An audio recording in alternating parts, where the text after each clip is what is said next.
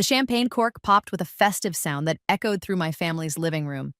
Through the high-definition camera I'd hidden in the antique clock months ago, I watched my mother raise her glass, her smile wider than I'd ever seen it in my 28 years of life. "To freedom!" she declared, and my father, sister, and brother clinked their glasses together, their laughter filling the space where my funeral reception should have been somber. "I can't believe we don't have to deal with her anymore," my sister Emma said, spinning in her designer dress. The black one she'd bought specifically for my funeral, though she'd paired it with red-soled heels that screamed celebration rather than mourning. No more of her pathetic attempts to be part of this family. "The house feels lighter already," my brother Marcus added, loosening his tie. "Remember how she used to sit at the dinner table trying to make conversation? God, it was painful." I adjusted the laptop screen in my hotel room, zooming in on their faces. The same faces that had worn masks of grief at my funeral just 3 hours ago. The same people who had sobbed over my closed casket, telling anyone who would listen how much they'd loved me, how sudden my car accident had been, how they wished they'd had more time. My mother set down her champagne and walked to the mantel, where my photograph sat in an ornate frame, the only picture of me they'd displayed in the house in years. She picked it up, studied it for a moment, then tossed it into the fireplace where logs were already crackling. 28 years of disappointment, she said, watching my image curl and blacken in the flames. I knew from the moment she was born that she'd be nothing but trouble. Wrong gender, wrong timing, wrong everything. "At least she had the decency to die before Grandma's $100 million trust matured next month," Marcus said, pulling out his phone. "I've already called the yacht dealer. With her portion split between the three of us, I can finally get the 60-footer instead of settling for the 40. "I've got my eye on that penthouse in Manhattan," Emma chimed in. "The one with the private elevator and rooftop pool. God, can you imagine if we'd had to split Grandma's money 4 ways? What a waste that would have been on someone who couldn't even get into a decent college." They didn't know I'd graduated summa cum laude from Princeton. They'd never bothered to attend my graduation, telling everyone I was at community college. They didn't know about my MBA from Wharton either, completed at night while I worked 3 jobs to pay for it myself after they'd drained my college fund for Emma's 3rd attempt at art school. "Speaking of which," my father said, pulling out a thick envelope, "I brought the trust documents. We should review them before the lawyer gets here tomorrow. Make sure everything's in order for the transfer." "Why is the lawyer even coming?" Emma asked, refilling her glass. "She's dead. The trust automatically splits between the surviving grandchildren." "Legal formality," my mother waved dismissively. "Something about her having a will, as if she had anything to leave anyone. The girl lived in a studio apartment and drove a 15-year-old Honda. They didn't know about the tech company I'd founded 5 years ago, the one I'd sold to Google for $300 million just 6 months before my death. They didn't know about the patents I held, the real estate investments, or the venture capital firm I'd quietly built while they assumed I was waiting tables. But they would. Tomorrow, they would know everything. I closed the laptop and walked to the window of my hotel suite, looking out at the city lights.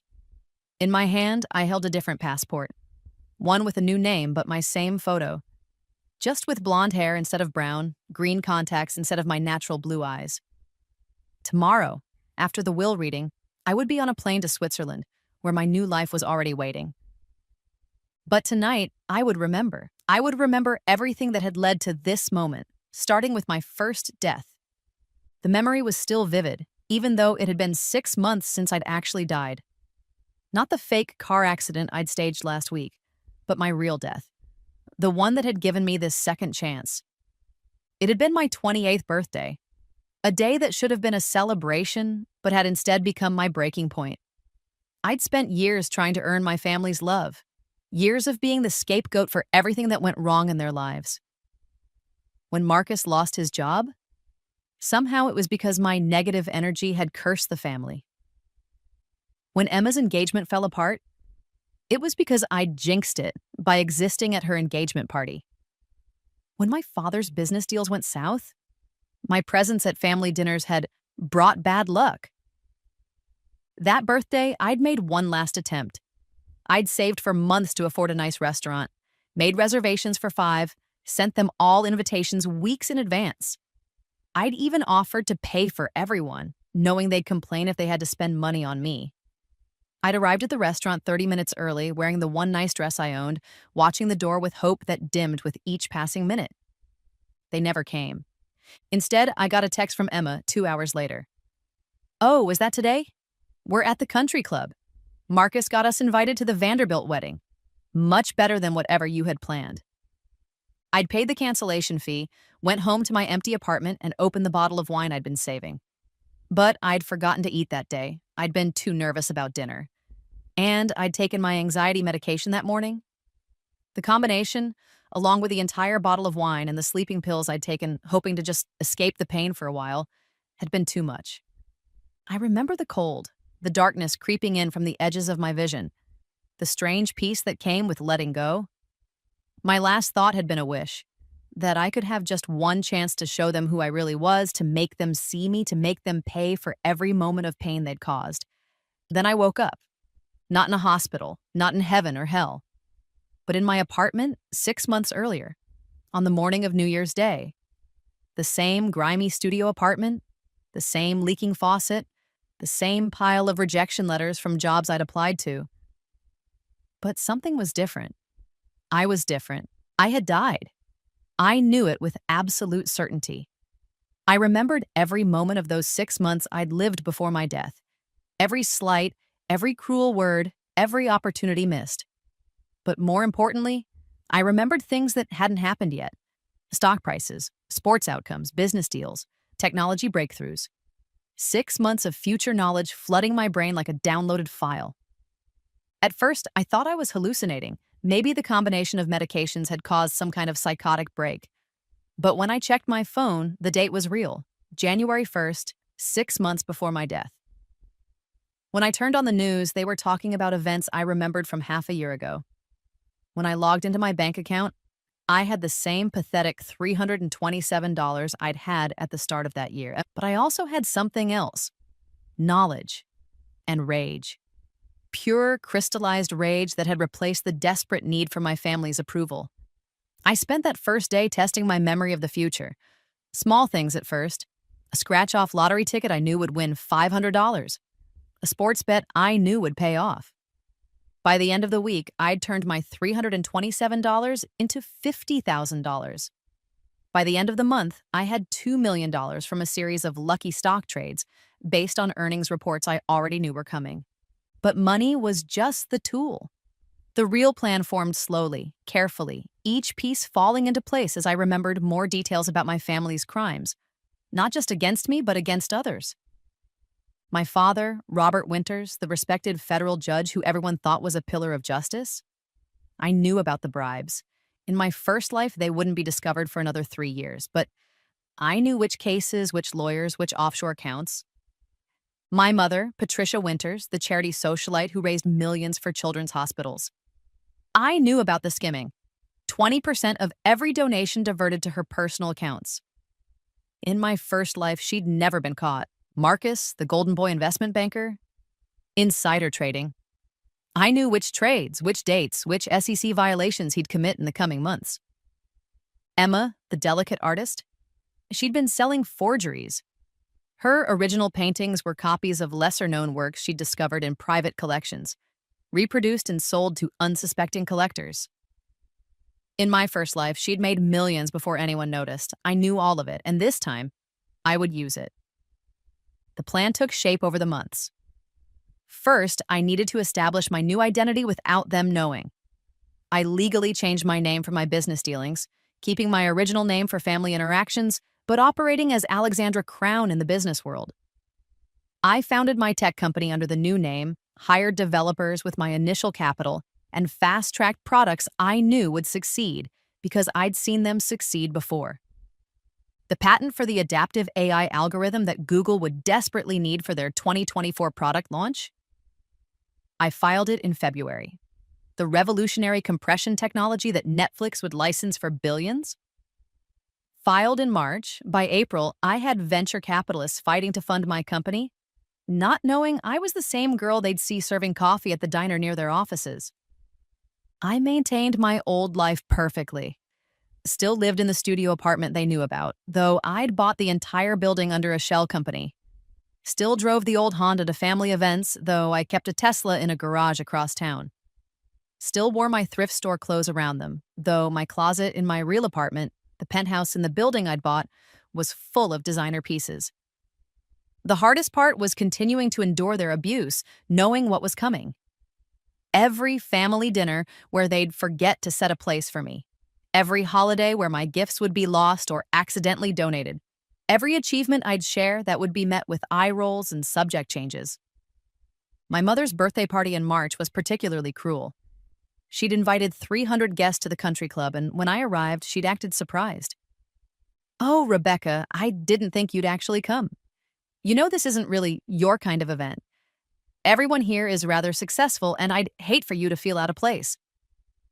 I'd smiled, handed her the gift I'd brought, a simple bracelet from a department store, nothing that would raise suspicions, and watched her toss it onto the gift table without opening it. She didn't know that I'd already bought the country club. The sale would be finalized the day after my death, and their membership would be mysteriously revoked. Emma's art show in April was another test of my patience. She'd specifically uninvited me the day before, claiming the gallery had limited space, but I'd seen the Instagram stories of the barely attended event. I'd wanted to reveal that I'd already contacted the original artist whose work she'd copied, that I'd documented everything, that her upcoming show in New York would be her downfall. But I'd bitten my tongue and sent her a congratulations text that she'd left unread. Marcus was perhaps the most unbearable. As the eldest and only son, he'd always treated me like a servant rather than a sister. In May, he'd actually called me to his apartment. Not to spend time together, but to clean it before his girlfriend arrived. "You're not doing anything important anyway," he'd said, tossing me cleaning supplies. "And God knows you need the practice for when you're cleaning houses for a living." I'd cleaned his apartment, all right. I'd also installed the keylogger on his computer that would document every illegal trade he made. The FBI would find it very interesting when they received an anonymous tip after my death. The trust fund had always been the elephant in the room. Our grandmother, Eleanor Winters, had been the only family member who'd shown me kindness. She'd died when I was 10, but not before setting up a $100 million trust for her grandchildren, to be distributed when the youngest turned 28. That would be me next month. The family had spent 18 years dreaming about that money, planning for it, spending it in their minds 1,000 times over. They'd never said it out loud, but I knew they resented that I would get an equal share, $25 million to the family disappointment. The unfairness of it all consumed them. What they didn't know was that Grandma Eleanor had been smarter than all of them combined. The trust had conditions, hidden subclauses that only activated under specific circumstances.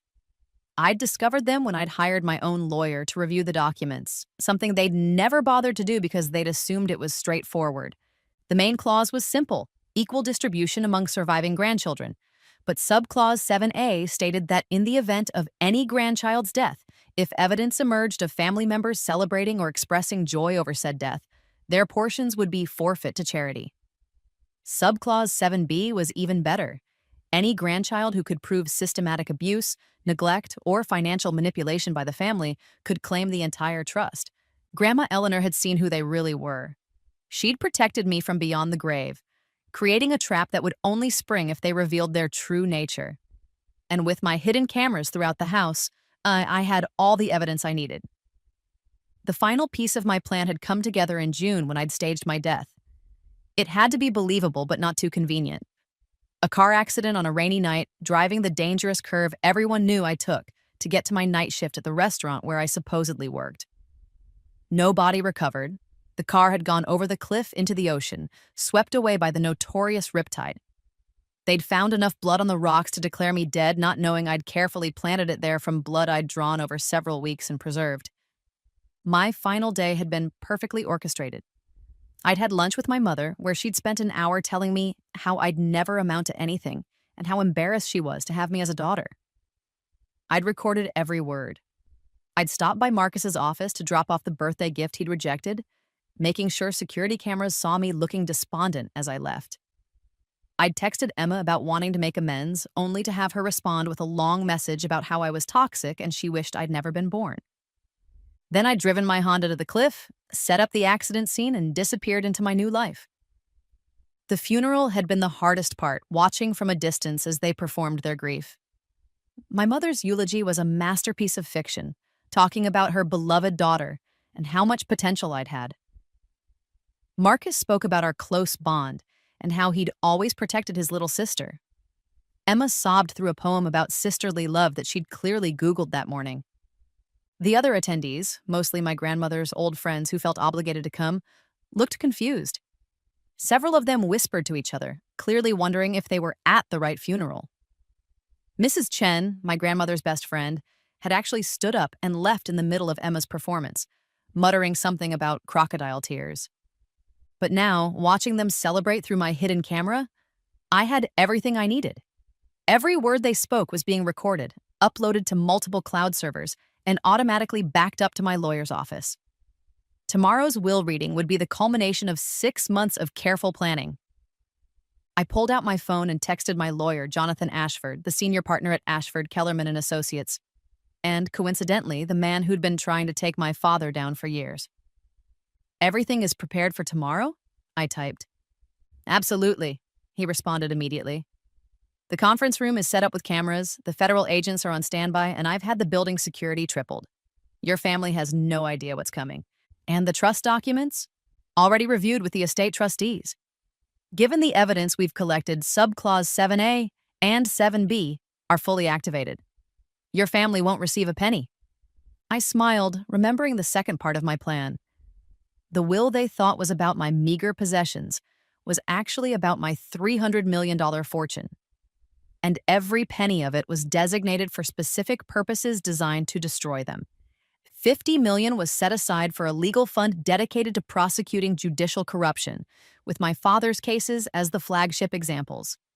Another $50 million would establish a foundation to investigate charity fraud, starting with my mother's nonprofit.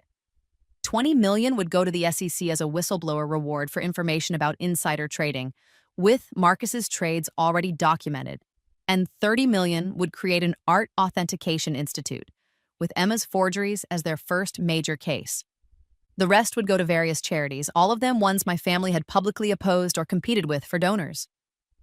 Every donation would be made in their names, ensuring they'd be reminded of their loss every time they saw a building dedication or scholarship announcement. But the true beauty of the plan wasn't the money. It was the timing. Everything would hit at once. The moment the will was read, the authorities would move. The FBI would arrest Marcus at his office. The IRS would freeze my mother's accounts. The police would seize Emma's art. My father would be taken into federal custody by the very marshals he'd once commanded. Their celebration would last exactly 18 more hours.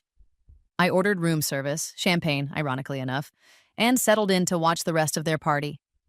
They'd moved on from celebrating my death to planning their futures with Grandma's money. "I think we should take a family vacation," my mother suggested. "Somewhere exclusive. The Maldives, perhaps? We can finally travel without worrying about accommodations for everyone." She meant without having to book a room for me, probably in the hotel basement if she had her way. "We should invest some of it," Marcus added, already drunk on his third bottle of champagne. "I know some guys who can guarantee 30% returns. Totally legal, of course." I laughed out loud. The same guys who would be arrested alongside him tomorrow for running a Ponzi scheme. "Can we please just enjoy this?" Emma said, raising her glass again.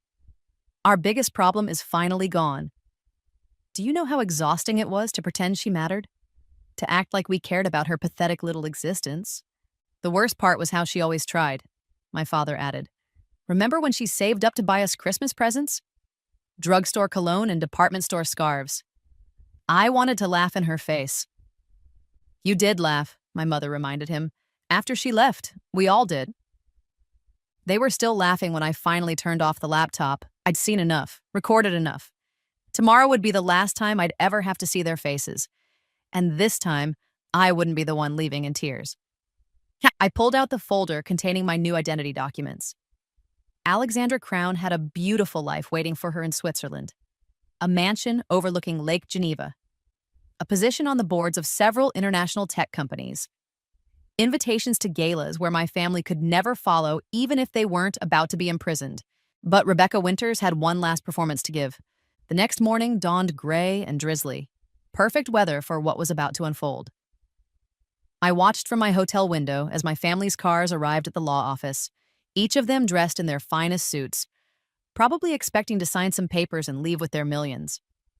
I waited an extra hour, letting them marinate in the conference room, probably growing impatient and irritable. Jonathan would be making them wait, claiming some administrative delays. I wanted them hungry, angry, and off balance when the show began. Finally, I made my way to the building, taking the service elevator to avoid any early detection. Jonathan met me in his private office along with federal agent Sarah Chen, no relation to my grandmother's friend, just a happy coincidence. "The room is full," Jonathan said, his eyes gleaming with anticipation. "Your family, the trust administrators, and several witnesses who are actually undercover federal agents. We also have judges standing by to issue warrants the moment you give the signal." "And the media?" I asked. "3 major news outlets have received anonymous tips to be outside the building at exactly 10:30. That gives us 30 minutes from the will reading to get everyone in custody." I adjusted my wig, black hair this time, styled differently than I'd ever worn it in life, and put on the thick-rimmed glasses that changed the shape of my face. A small prosthetic nose piece and careful contouring made me unrecognizable as Rebecca Winters. I was just another legal assistant, there to help with the documentation. "Let's go make them famous," I said. The conference room was on the 20th floor, all glass and chrome, with a stunning view of the city. My family had taken the seats facing the window, their backs to the door, already acting like they owned the place. Several other people were seated around the room, the witnesses, Agent Chen had mentioned, all officers trained in takedowns if things got violent.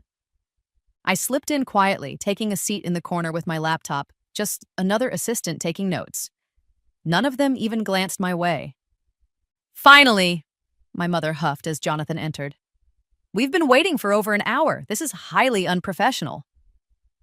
"My apologies, Mrs. Winters," Jonathan said smoothly, setting his briefcase on the table. "There were some complications with the estate that needed to be addressed." "What complications?" Marcus demanded. "She lived in a studio apartment. How complicated could it be?" "Perhaps we should begin with the will reading," Jonathan suggested, pulling out a thick document. "Miss Rebecca Winters executed this will 6 months ago, along with several other legal documents that will become relevant shortly."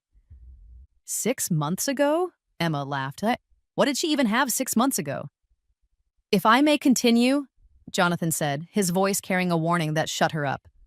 "I, Rebecca Winters, being of sound mind and body, do hereby declare this to be my last will and testament." My father rolled his eyes. "Can we skip to the relevant parts? We're here about the trust, not whatever sentimental garbage she left behind." "The will and the trust are connected, Your Honor," Jonathan said, and I saw my father stiffen at the formal address. "But very well, let me skip to the distributions." He flipped several pages, and I watched my family lean forward like vultures spotting carrion. "To my father, Robert Winters, I leave the contents of Safety Deposit Box 447 at First National Bank to be opened only in the presence of federal authorities." My father frowned. "What safety deposit box? What are you talking about?" "To my mother, Patricia Winters, I leave the detailed accounting records of the Patricia Winters Children's Foundation, along with all documentation of financial transfers from said foundation, to be immediately provided to the Internal Revenue Service." My mother went pale. "This is absurd. She didn't have access to any of that." "To my brother, Marcus Winters, I leave the complete record of all electronic communications and trading activities conducted on his personal and professional devices for the past 6 months. Already delivered to the Securities and Exchange Commission." Marcus stood up so fast his chair fell over. "What the fuck is this?" "And to my sister, Emma Winters, I leave the original artworks from which her paintings were copied, along with sworn affidavits from the original artists, all of which have been provided to the district attorney's office." Emma's mouth opened and closed like a fish out of water. "She's dead. Dead people can't. This isn't real." "Now, as to my estate," Jonathan continued, ignoring their outbursts. "The $300 million in liquidated assets from the sale of my technology company, Crown Innovations, along with ongoing royalties from my patents, will be distributed as follows. 300 million? My father's voice cracked. That's impossible. She was a waitress. 50 million to the Federal Justice Reform Foundation, specifically for the prosecution of judicial corruption. 50 million to the Charity Fraud Investigation Institute. 20 million as a whistleblower award to the SEC for information regarding insider trading. 30 million to the International Art Authentication Board. And the remaining 150 million to be distributed among various charitable organizations, all donations to be made in the names of Robert, Patricia, Marcus, and Emma Winters. The room exploded. Marcus lunged across the table, trying to grab the will from Jonathan's hands, but two of the witnesses restrained him. My mother was screaming about lawsuits and defamation. My father was demanding to see proof. Emma was crying, mascara running down her cheeks as she realized her life was over. This brings us to the matter of the Eleanor Winters Trust, Jonathan said, raising his voice over the chaos. Due to evidence obtained regarding the family's reaction to Rebecca's death, including video recordings of them celebrating and expressing joy over her passing, Subclause 7A has been activated, forfeiting their shares. Furthermore, due to documented evidence of systematic abuse, neglect, and financial manipulation spanning 18 years, Subclause 7B grants the entire trust to Rebecca's designated beneficiaries. She's dead, my mother shrieked. She can't designate anything, she's dead. About that, Jonathan said, and I saw the smile he'd been suppressing finally break through. Agent Chen, I believe you have something to add? Agent Chen stood up, pulling out her badge. Robert Winters, you're under arrest for judicial corruption, accepting bribes, and violation of your oath of office. Two agents moved toward my father, who seemed frozen in shock. Patricia Winters, you're under arrest for charity fraud, money laundering, and tax evasion. Marcus Winters, you're under arrest for insider trading, securities fraud, and conspiracy to commit wire fraud. Emma Winters, you're under arrest for forgery, fraud, and interstate commerce of stolen goods. The room erupted into chaos. Marcus tried to run but was tackled before he reached the door. Emma collapsed, sobbing about how it wasn't fair. My mother was screaming about her lawyers, her connections, how she'd destroy everyone in the room. My father, maintaining his judicial bearing even as handcuffs were placed on his wrists, was demanding to know who was behind this. You want to know who did this? I said, finally standing up and moving to the center of the room. They all turned to look at me, this random assistant they'd ignored. I pulled off the wig, removed the glasses, and wiped away the contouring makeup with a tissue. Hello, family. The silence was absolute. My mother's face went from red to white so fast I thought she might faint. Marcus's mouth hung open. Emma actually screamed. My father just stared, his analytical mind probably running through how this was possible. Rebecca? My mother whispered. But you're dead. We went to your funeral. You went to a performance, I corrected, though I have to say your eulogies were very moving. Especially the part about how much you loved me, Mom. Almost as touching as the part where you burned my picture while toasting to your freedom. You were watching, Emma gasped. Every moment, every word. Every celebration of my death is recorded and admissible as evidence. I walked closer to them, feeling 18 years of pain crystallizing into this perfect moment. You thought I was nothing, a disappointment, a burden, a waste of space who was only good for one thing, dying before I could claim my share of Grandma's trust. You faked your death for money? Marcus spat, struggling against the agents holding him. No, I said quietly. I faked my death for justice. The money was just a tool. Do you want to know the truth? I did die. 6 months ago on my birthday, I died alone in my apartment after you all stood me up for dinner. Again. And when I woke up, when I got this second chance, I could have done anything. I could have simply disappeared, taken my knowledge of the future, made my fortune, and lived happily somewhere you'd never find me. I moved to the window, looking out at the city where I'd spent years being invisible. But I realized something. You weren't just cruel to me. You were cruel to everyone you saw as beneath you. Dad, you sent innocent people to prison because someone paid you to. Mom, You stole from sick children to buy yourself jewelry. Marcus, you destroyed people's retirements with your illegal trades. Emma, you sold forgeries to people who thought they were investing in real art, ruining collectors who trusted you. I turned back to face them. So I decided to use my second chance to stop you. Every crime you committed, I documented. Every dollar you stole, I traced. Every victim you created, I found. And now, finally, everyone will know who you really are. You can't do this, my father said, his voice steady despite the circumstances. I'm a federal judge. I have connections. Had connections, I interrupted. Your friend Senator Morrison? He was arrested an hour ago, Judge Catherine Phillips. She's been cooperating with the FBI for 3 months. Attorney General Blake? He personally signed off on your arrest warrant. You have no friends left, Father. They all jumped ship the moment they saw the evidence. The media will never believe my mother started.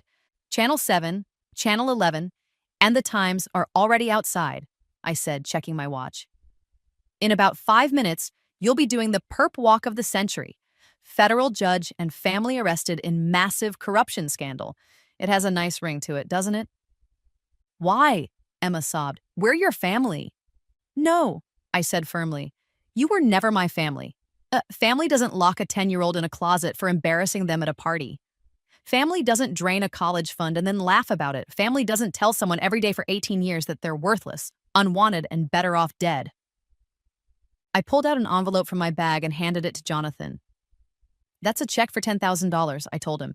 I want you to ensure each of them has adequate legal representation. Not great representation, but adequate. I want them to have fair trials. I want them to have every opportunity to defend themselves. And I want them to lose anyway because the evidence is so overwhelming that no jury in the world would acquit them. You vindictive little bitch, my mother snarled, her society mask finally cracking completely. Yes, I agreed. I am vindictive. You made me this way. Every cruel word, every deliberate humiliation, every moment you made me feel like I shouldn't exist. You created this version of me, the version who was smart enough to destroy you. Agent Chen nodded to her team. Let's move them out. As they were being led away, my father stopped in front of me. For a moment, his mask slipped, and I saw something that might have been regret. Or maybe just regret at being caught. Your grandmother would be ashamed, he said quietly. My grandmother, I replied, is the one who put those subclauses in the trust.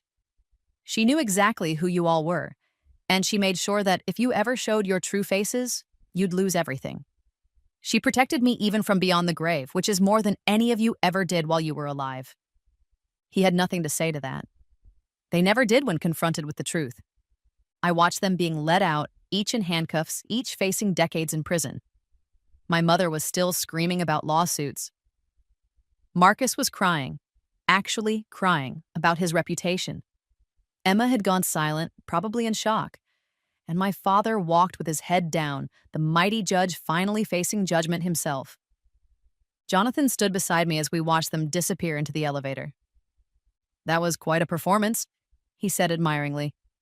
The last one Rebecca Winters will ever give, I replied. Alexandra Crown has a plane to catch. What about the trust, your grandmother's $100 million? I smiled. It's all going to charity, every penny. I don't need it. I made my own fortune. Let it do some good in the world. Fund some scholarships for kids whose families tell them they'll never amount to anything. Build some shelters for people who need to escape abusive homes. Create something positive from all that pain. I gathered my things, preparing to leave this life behind forever. At the door, I turned back to Jonathan one last time. Make sure they know, I said. During the trials, during the sentencing, make sure they know that every charity that benefits from their downfall will have their names attached. Every scholarship, every building, every program funded by their seized assets, and my donations will carry the Winters name, but not in honor, as a warning, a reminder of what happens when you mistake kindness for weakness. The media storm was everything I'd hoped for and more. I watched from the airport lounge as my family was led out of the building, photographers crushing in from every angle, reporters shouting questions that would never be answered. Judge Winters, did you accept bribes? Mrs. Winters, how much did you steal from the children's charity? Marcus, is it true you've been insider trading for 5 years? Emma, how many forgeries did you sell? They tried to hide their faces, but there was nowhere to go.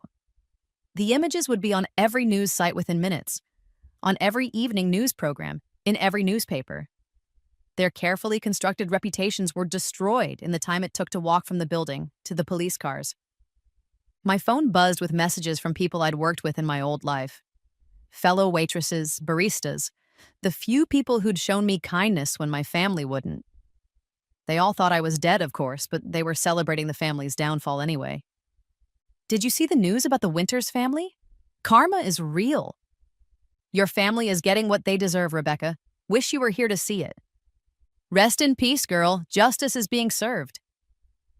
I silently said goodbye to each of them, then destroyed the phone. Alexandra Crown had no connection to these people, as much as it hurt to let them go. They were part of Rebecca's life, and Rebecca was dead. My new phone, registered to Alexandra, buzzed with very different messages. Invitations to galas, investment opportunities, congratulations on my recent patents.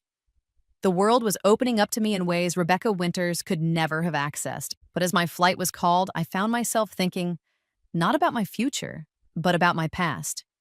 Not the pain, I was leaving that behind, but the lessons. Every moment of cruelty had taught me to be kind. Every rejection had taught me to be self-reliant. Every humiliation had taught me to be humble. My family had thought they were breaking me. Instead, they'd been forging me into someone strong enough to break them.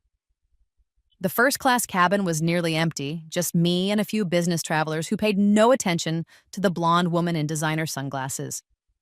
I settled into my seat, accepted a glass of champagne from the flight attendant, and pulled out my new laptop. There was work to do. Alexandra Crown had a tech company to run, innovations to develop, a life to build.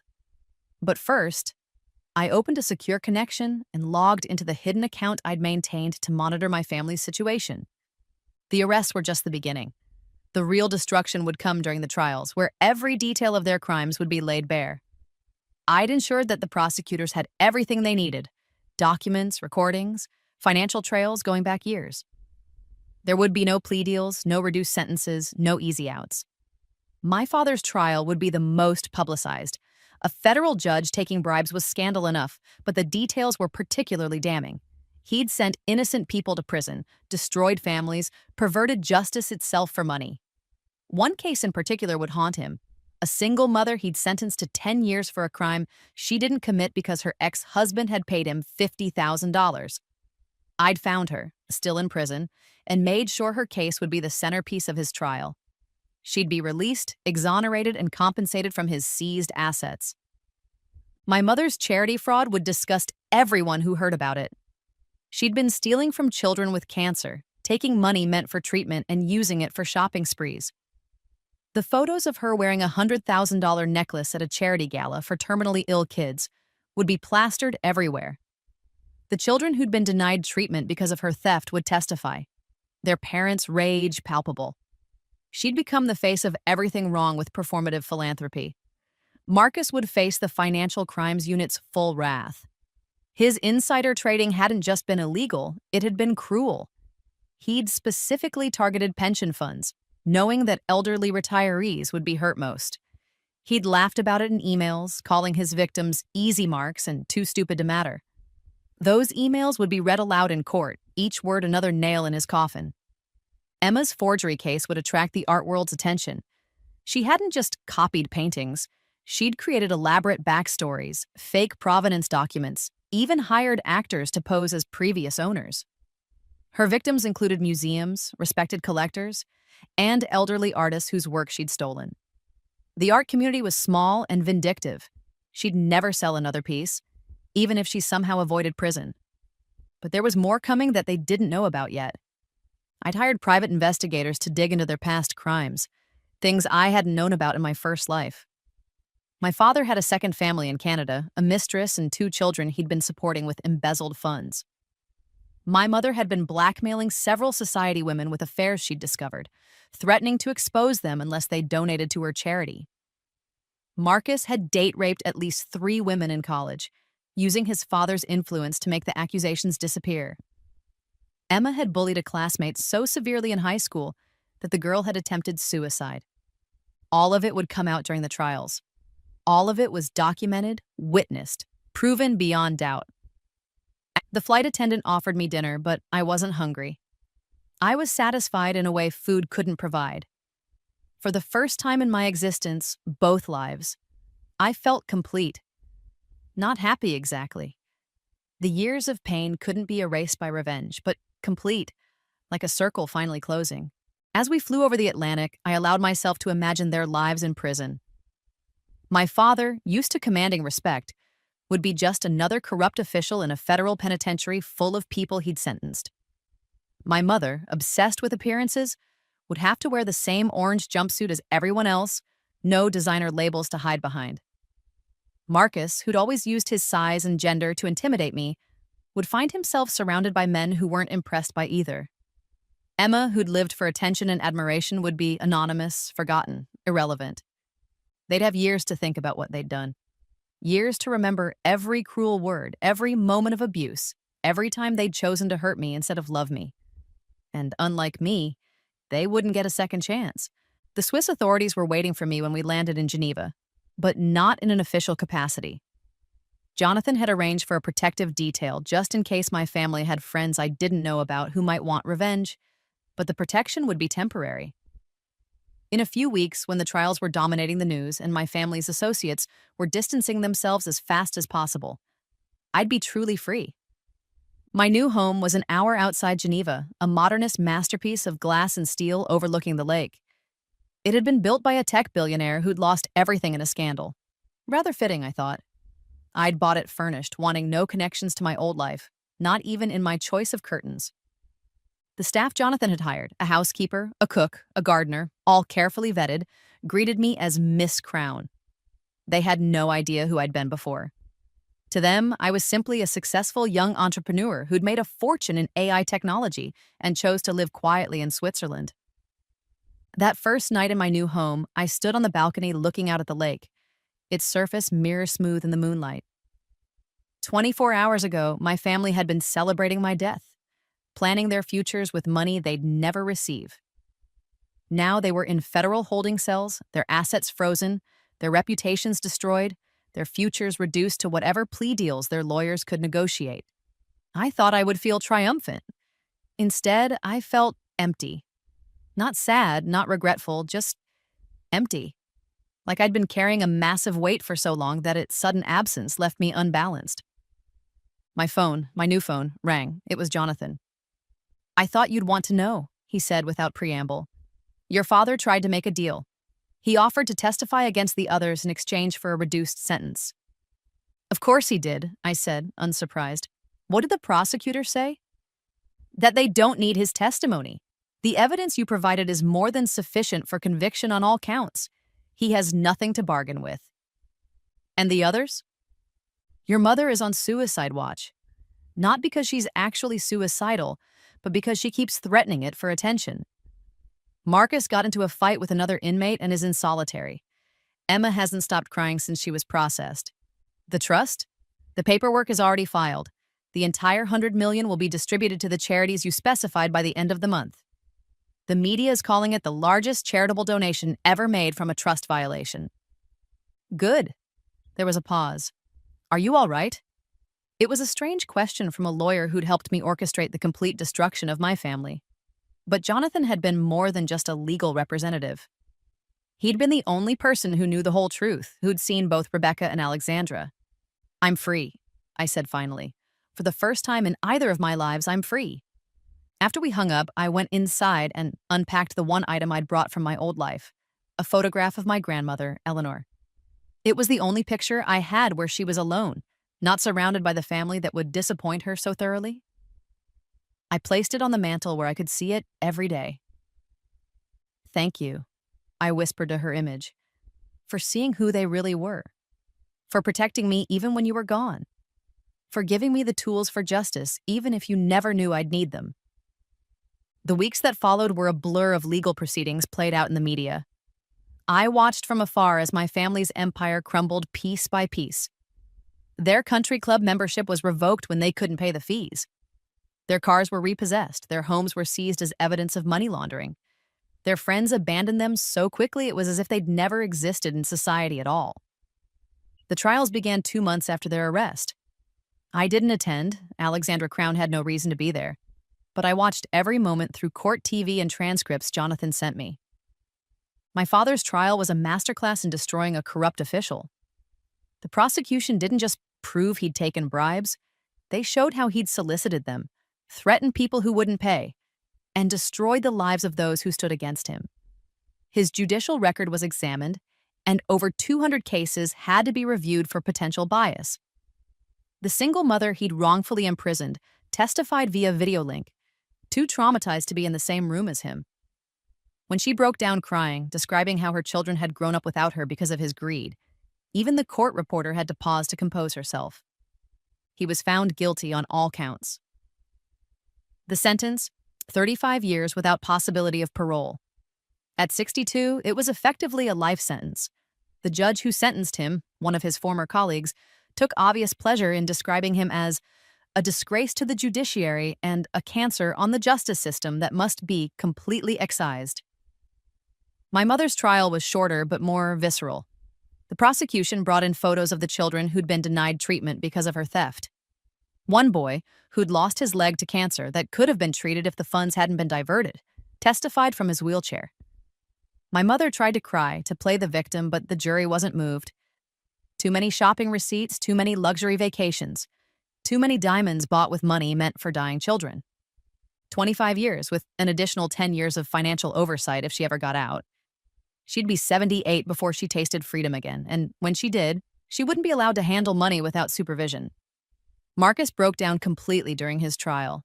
The tough, bullying older brother I'd known became a sobbing mess as his victims testified about losing their life savings.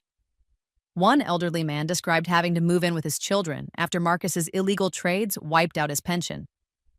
A teacher spoke about losing her retirement funds just months before she was due to stop working after 40 years in the classroom. But it was the testimony about his college assaults that really destroyed him. The women he'd attacked had found each other, supported each other, and testified together. The statute of limitations prevented criminal charges for those crimes, but the judge could consider them during sentencing for his financial crimes. 40 years. The longest sentence of all of them. He'd be 73 when he got out, an old man with no money, no friends, and no future. Emma's trial was perhaps the most pathetic. She tried to argue that she was just copying artistic styles, that all artists influenced each other. But the prosecution had the original artist testify, showing their work side by side with her copies. The detail was too exact, the replication too perfect to be anything but deliberate forgery. One elderly painter, whose work she'd copied and sold for millions while he lived in poverty, asked her directly, "Why? You had talent? You could have created your own art. Why steal mine?" She couldn't answer. She just cried, the way she'd always cried when things didn't go her way. But tears that had once gotten her out of trouble now just made her look more guilty. 15 years plus restitution to all her victims. Every penny she'd earned from her forgeries had to be repaid, which meant she'd leave prison with nothing but debt. The day the last verdict was read, I opened a bottle of champagne, the same brand they'd been drinking while celebrating my death. But I didn't drink it. Instead, I poured it into Lake Geneva, watching the bubbles disappear into the dark water. "It's over," I said to no one in particular. "Rebecca Winters is finally at peace." The epilogue to my story isn't about revenge or justice or even redemption. It's about what comes after all of that, when the dust settles and you have to figure out who you are without your anger to define you. Alexandra Crown became everything Rebecca Winters could have been if she'd been loved instead of loathed. My technology company expanded into biomedical engineering, creating accessibility devices for disabled children, a little nod to the grandmother who'd seen me as worthy even when no one else did. The patents I'd filed based on my knowledge of the future revolutionized several industries, and I made sure the benefits reached the people who needed them most, not just those who could afford them. I learned to speak 4 languages, traveled to 30 countries, and built genuine friendships with people who knew me only as Alexandra. I dated a Swiss architect who designed hospitals, a kind man who'd never raised his voice in his life, and who held me when nightmares of my old life occasionally surfaced. We didn't last. I wasn't ready for that kind of vulnerability. But we parted as friends, and he still sends me Christmas cards with photos of his buildings. I even learned to paint, taking classes from a master artist in Florence.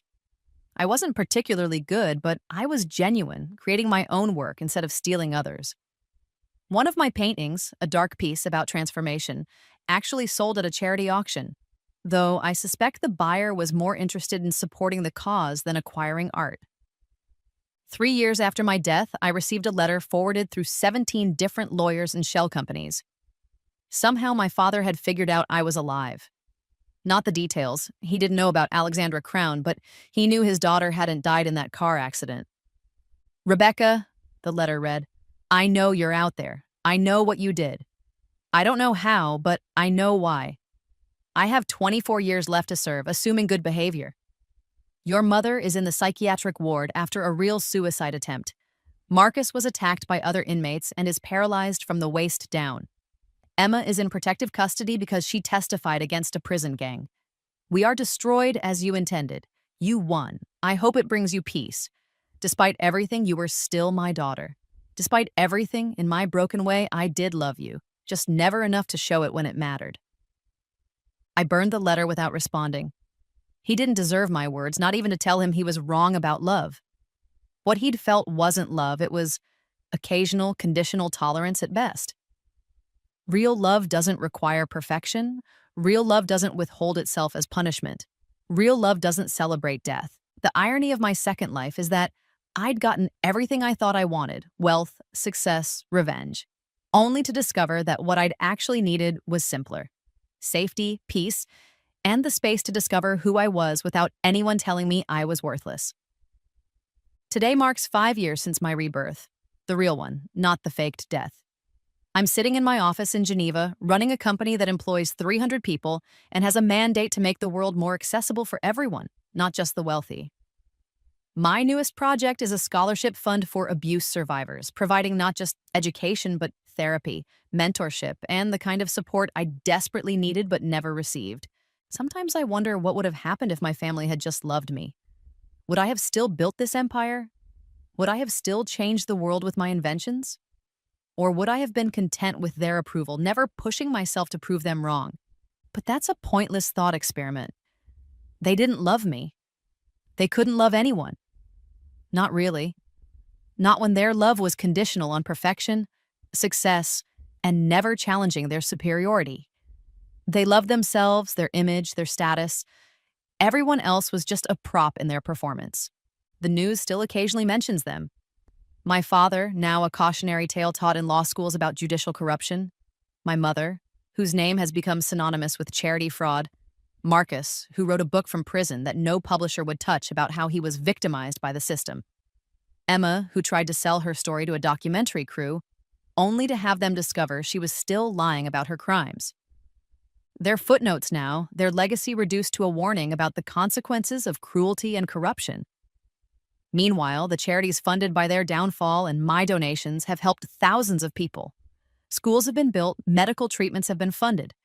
Abuse survivors have found safety and support. That's the real revenge, I've come to realize. Not their suffering, that's just justice. The real revenge is that all their cruelty, all their abuse, all their attempts to destroy me only resulted in making the world better for people like me. Every scholarship given, every innovation developed, every life saved by the technologies I've created is proof that they failed to break me. The sun is setting over Lake Geneva as I write this, painting the water gold and pink. In a few minutes, I'll leave this office and go home to my quiet house, where I'll tend my garden, read a book, and enjoy the peaceful life I've built from the ashes of my death. Tomorrow, I'll wake up and continue building, creating, contributing to a world that my family tried to convince me I didn't deserve to be part of. They were wrong about everything, but especially about me. I wasn't worthless. I wasn't a disappointment. I wasn't better off dead. I was a phoenix, waiting for the fire that would let me rise. They lit that fire with their cruelty, never realizing they were creating their own destroyer. My name is Alexandra Crown now, and I am everything Rebecca Winters was never allowed to be: successful, confident, valued, and free. But most importantly, I am alive, truly alive, in a way I never was in my first life. And that, more than all the money and revenge in the world, is my greatest victory. The Winters family thought they were celebrating my death that night, but really they were celebrating my birth. The birth of someone stronger, smarter, and more dangerous than they could have imagined. Someone who would take their name, their legacy, their entire world, and transform it into something beautiful. They gave me nothing but pain. I turned it into power. They gave me death. I turned it into life. They gave me hate. I turned it into purpose. And in the end, that's the most perfect revenge of all. Not just surviving what they did to me, but thriving because of it. Taking every weapon they used against me and forging it into armor. Taking every wound they inflicted and letting it become a source of strength. My grandmother, Eleanor, knew something my family never understood. Love isn't about blood or obligation or maintaining appearances.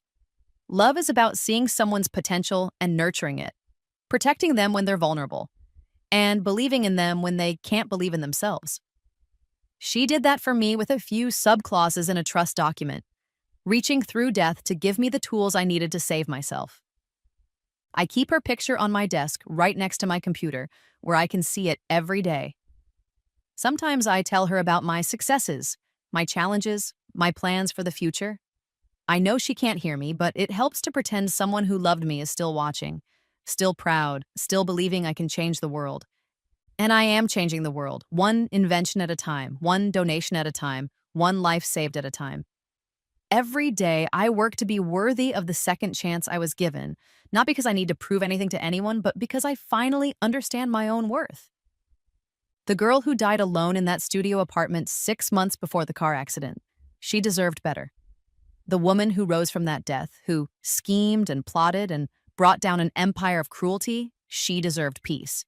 And the person I am now, sitting in this office overlooking Lake Geneva, she deserves to be happy. So that's what I choose. Every day, I choose happiness over hate, purpose over pain, future over past. It's not always easy. Some mornings, I wake up still feeling like that unloved girl, still hearing their voices telling me I'm worthless. But then, I look at what I've built, at the lives I've touched, at the world I've helped reshape, and I remember I am not what they said I was. I never was. I am Alexandra Crown, and this is my life now. Not perfect, not without challenges, but mine. Built by my hands, my mind, my determination.